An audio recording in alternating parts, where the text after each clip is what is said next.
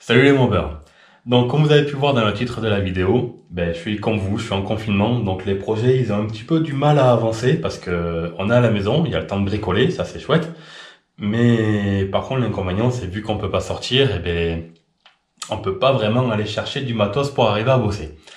Donc on fait le tour de ce que j'ai fait pendant le confinement après le générique.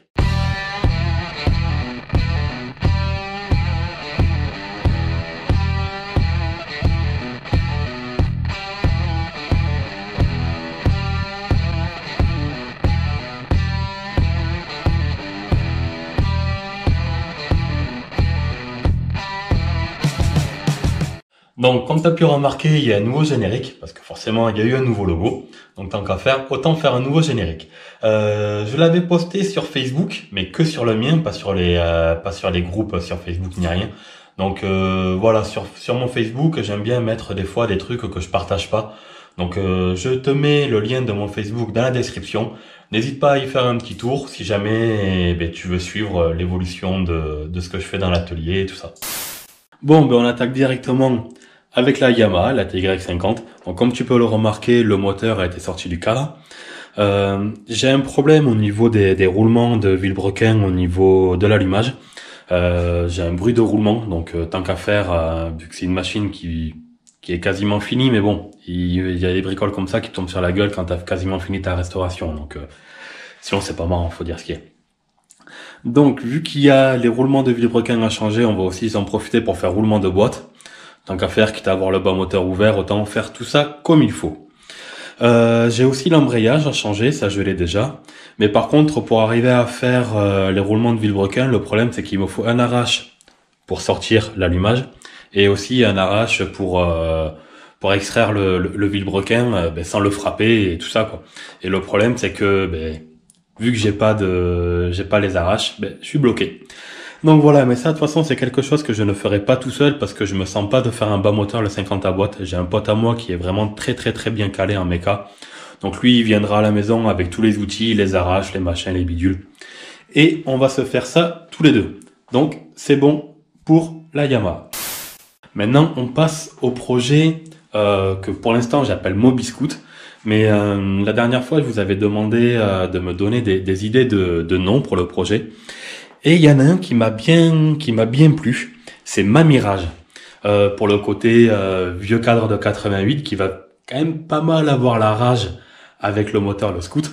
Malgré que ça va être une petite config quand même sur le moteur. Ça va pas être un truc de psychopathe. Mais ça va faire une mamie qui a la rage. Et puis le jeu de mots avec le Mirage, l'avion. Donc ouais, ma Mirage, c'est vraiment quelque chose qui me plaît. Donc n'hésitez pas à me dire dans les commentaires ce que vous en pensez ou alors d'autres idées de noms pour le projet Mobiscoot. Pour le projet Mobiscoot, chose qui est bien, c'est que excusez-moi, j'ai enfin trouvé un cadre de 88. Un énorme merci à Special Mobber pour me vendre le cadre à un prix vraiment intéressant. D'ailleurs, j'en profite pour faire une petite pub pour sa chaîne YouTube, parce que Special Mobber c'est le nom d'une chaîne YouTube, donc n'hésitez pas à aller le voir, vous abonner si jamais ça vous plaît, laissez un petit commentaire, un petit pouce bleu, ça fait toujours plaisir. Il fait des vidéos sur les mobs, un peu sur les voitures aussi. Ces derniers temps ça a été pas mal sur les voitures, mais là il reprend sur les mobs. Donc dans sa dernière vidéo justement, il disait qu'il s'est séparé d'un cadre de 88. Donc du coup j'ai saisi l'occasion et je me suis dit pourquoi pas. Donc voilà, vous avez qu'à aller le voir et lui dire un grand merci pour le projet Mobiscoot de ma part. Parce que mine de rien, avec un cadre de 88, ça sera mieux. Mais bon, l'inconvénient c'est que j'ai envoyé le chèque par la poste. Donc il va le recevoir le chèque forcément, ça on sait pas quand. Mais voilà, on recevra le chèque que une fois le confinement terminé. Donc tant qu'il n'y a pas de cadre, je suis un petit peu coincé pour pouvoir avancer parce que mine de rien qu'un cadre, ça me permet de pouvoir visualiser comment faire mes pattes de fixation et tout ça. Et là, je suis quand même pas mal coincé. Pour le projet Mobiscoot, il va y avoir aussi des pièces qu'il va falloir que j'aille chercher chez Michael, qui a une case de scoot, je vous en avais parlé dans une vidéo précédente.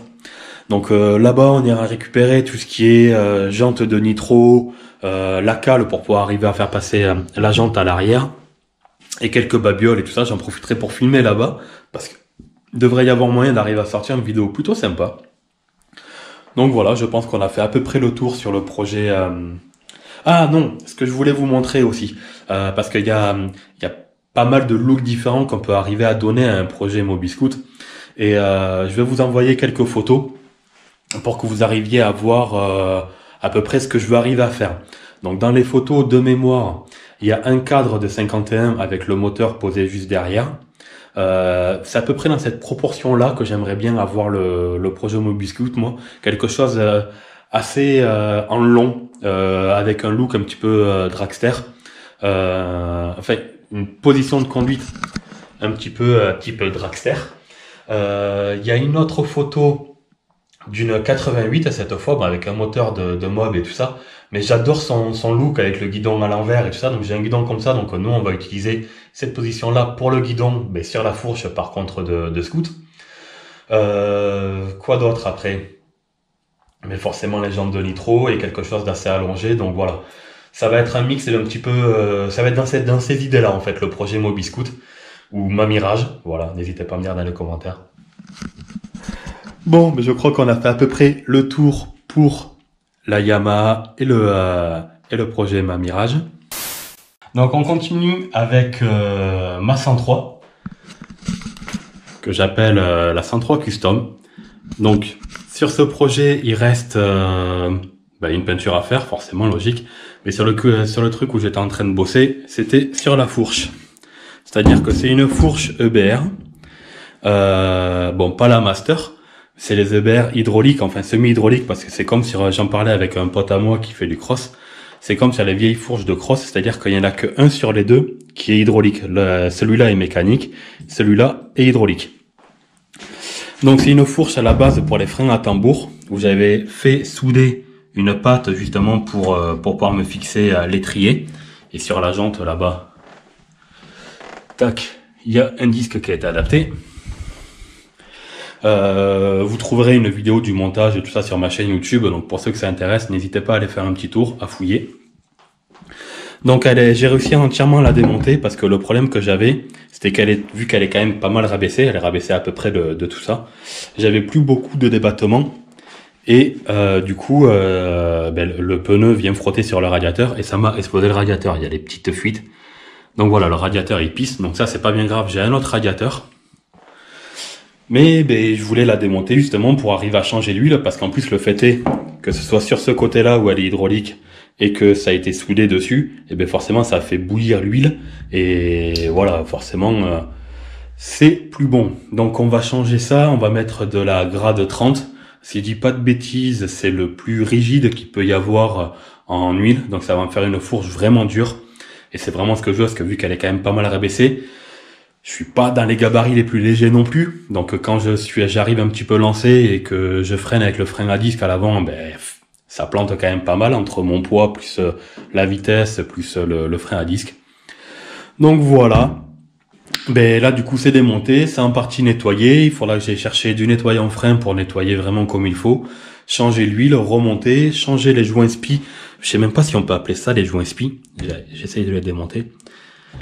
Parce que ça fait spi et cache-poussière en même temps, j'ai l'impression. Enfin, je sais pas. Je sais même pas. Attends. Je mets ça sur le côté et je vous montre. Voilà. Donc, je sais même pas si on peut appeler ça du joint spi ou si c'est simplement un cache-poussière. Mais en tout cas, ils sont tout craquelés, ils sont durs. Ce qui fait que ça a tendance à se sortir assez facilement tout seul. Donc, va falloir que je les remplace. Donc voilà, n'hésitez pas à me dire si c'est du joint spi ou du cache-poussière.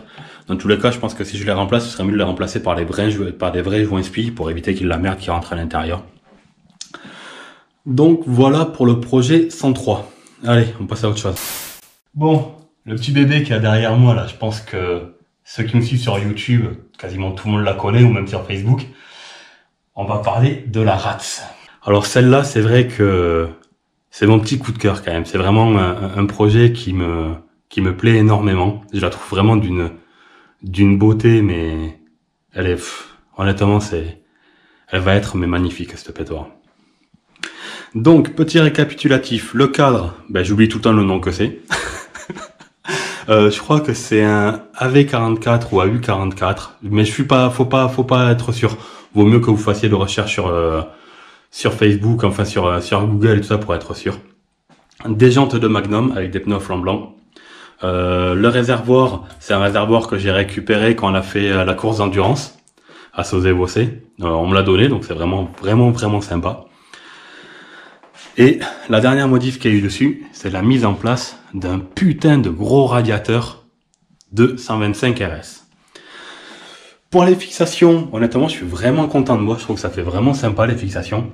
C'est simplement des tringles comme ça là de garde-boue que j'avais qui me servaient pas. Un petit coup, on va attraper, que je vous montre. Hop là, dans le stock d'outillage. Chauffer à la lampe à souder. Et après former à la pince multiple, à l'étau et tout ça pour arriver à faire ce que je voulais.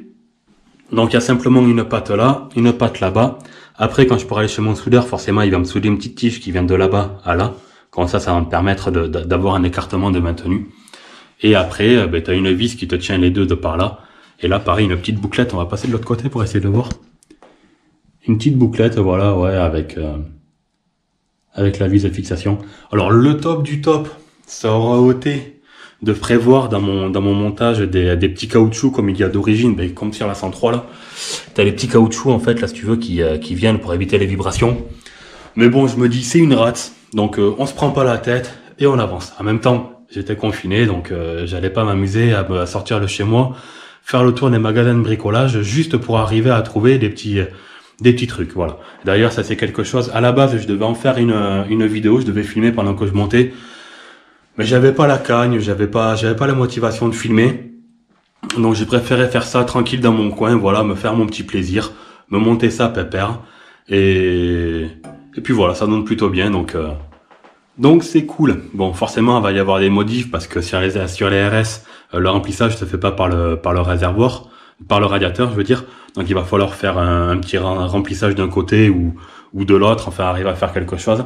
Le truc qui est un petit peu con aussi, c'est que pour la partie basse, elle est à droite, alors que sur les cylindres liquides d'MBK, la sortie elle est à gauche. Mais bon, c'est les détails, j'ai envie de dire. On va arriver à se débrouiller pour arriver à faire quelque chose. Au pire, c'est pas grave, la durite, peut-être qu'elle passera comme ça, elle ira là-bas. Voilà, ça fera un petit peu usine à gaz, mais c'est pas gênant. Ça donnera un look sympa en tout cas. Donc voilà pour la RATS. Dans l'atelier, il y a aussi la 50V à Aurélie. Bon, celle-là, comme d'habitude, vu qu'elle est toute d'origine et tout ça, elle tient la route nickel de chez nickel. Ce serait bien que je m'occupe de la faire immatriculer, mine de rien, parce que pour faire des balades en full origine, c'est vraiment sympa avec les sacoches et tout ça pour aller chercher le pain, c'est vraiment cool. Le seul truc qui me reste à faire sur celle-là, c'est brancher la lumière, parce que depuis le temps qu'elle est faite, en fait, j'ai fait le faisceau pour le moteur, mais j'ai pas fait le faisceau pour l'éclairage, parce que ceux qui me connaissent savent très bien que l'électricité, c'est un truc dont j'en ai horreur. C'est encore l'allumage d'origine à rupteur, mais fiabilisé avec un condensateur électronique. Et honnêtement, elle tourne mais comme une horloge. Tu mets 3 coups de pédale, elle a beau ne pas avoir démarré depuis 2 mois ou un truc comme ça, tu mets 2 coups de pédale, elle démarre au quart le tour. Ah si, il y a un Carbu 15 SHA aussi avec une pipe Poligny. Non, une pipe mâle aussi, voilà. Donc ça rajoute aucune perf, mais c'est juste pour fiabiliser, parce que les Carbu Gärtner, ça pisse, c'est la merde. Donc c'est juste de la fiabilisation, c'est pas du tout de la performance. Mais l'avantage du coup, c'est que si après tu passes avec un petit pot, un petit machin, de suite le fait est d'avoir un petit Carbu 15 SHA, eh ben tu marches un petit peu mieux que si jamais tu avais le Gärtner d'origine. Donc on va finir la vidéo avec quelques pièces que j'ai trouvées qui me servent pas et que je vais mettre à vendre. Donc il y a une jante arrière en 2,5, enfin en 2,25 par 18. Le chrome est, bon là elles sont pas du tout nettoyées, donc il faudra que je les nettoie un petit peu. Le chrome est pas trop dégueu encore, ça va. Il y a moyen de faire quelque chose. Un garde-boue arrière, pareil, il est pas du tout nettoyé, mais le chrome n'est pas vraiment trop dégueu. Et le garde-boue avant. Voilà, il y a pas mal de mousse et tout ça, mais forcément, avant de mettre les pièces à vendre, je les nettoierai, ça m'occupera pendant le confinement. De toute façon, quand t'es bloqué, il faut bien t'occuper. Et une jante arrière aussi, qui celle-là est en 17. Mais par contre, pour la largeur, je sais pas, faudra que je revoie l'écriture, j'ai pas trop vu.